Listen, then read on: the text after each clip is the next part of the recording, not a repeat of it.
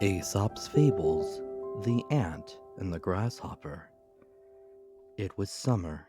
The sun was warm, the days were long, and Grasshopper sat on a blade of grass, singing to herself.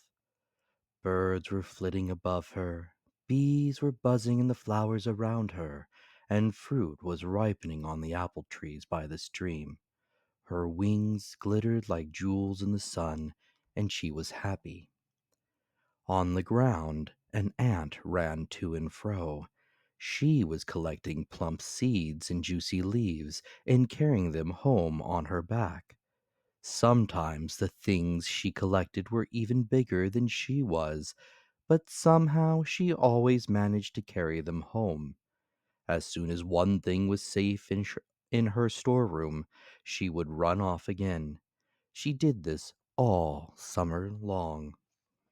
Grasshopper looked down from her blade of grass and saw Ant struggling to carry a particularly large leaf. "What are you doing, Ant?" she asked. "What you running about it making me tired?" And stopped. Ant stopped what she was doing and looked up at Grasshopper. "I'm collecting food and bedding for the winter," she said. "These summer days won't last forever, and I want to have enough to eat and a warm place to sleep when the cold weather comes." Grasshopper wrinkled her nose. "What a waste of time! Why you're working, you're missing the sun on your back and the breeze through the grass. I live for today. I just can't bear thinking about winter when there's so much summer to enjoy." "Please yourself," said Aunt. "But if you'll excuse me, I must be off. I have a lot of work to do." With that, she picked up the leaf again and disappeared into the undergrowth. It seemed that summer would last forever. Grasshopper continued to spend her days relaxing in the sun, singing her songs and chattering with the bees. "Poor Aunt," she said to herself. "What a shame to work so hard and miss all this fun." Then one morning the weather changed. The sun still shone, but it wasn't warm any more. The leaves on the apple trees were yellow, and a cold wind whirled them through the air. The grass tips were white with frost. The birds flew off to warmer lands, and the bees would not stay and chat with Grasshopper. It was fall. Grasshopper began to worry that maybe she should be rushing off somewhere too, but she didn't know where to go. Time went by and fall turned to winter.